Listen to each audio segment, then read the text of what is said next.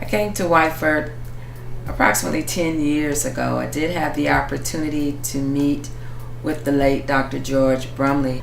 I was really impressed with Dr. Brumley's compassion and his passion for improving the life of disadvantaged and under-resourced children and families in an inner city neighborhood. I was called back for a second interview, at which time I had an opportunity to learn more about the organization, the neighborhood, and the history of the community itself, as well as its people.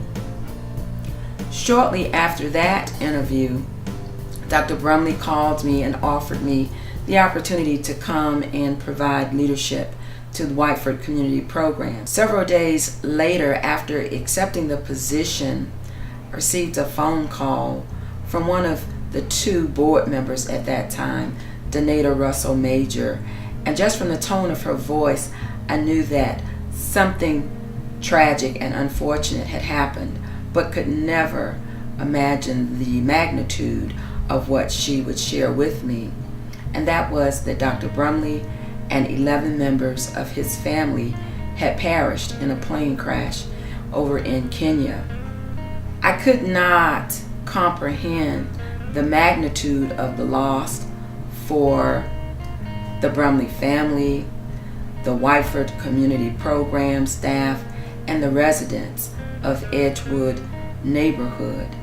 Danita said she wanted me to know about the tragedy before seeing it on the national news. At that time, she didn't ask if I would still consider coming to Whiteford, and I didn't respond to that, but certainly gave them my condolences.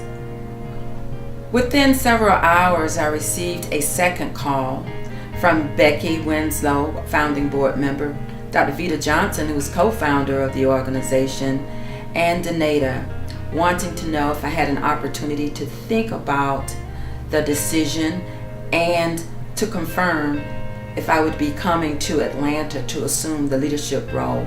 And certainly without hesitation, recognizing the magnitude of the loss and knowing that this was no longer a job, but a calling to carry out the legacy of the late Dr. George Brumley. And now looking back after 10 years, I still consider it a legacy and a faith walk.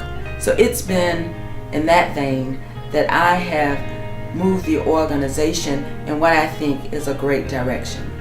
I am indeed thankful to have the opportunity to work with wonderful people who are committed to the mission of ensuring that all are healthy and that children are successful in school.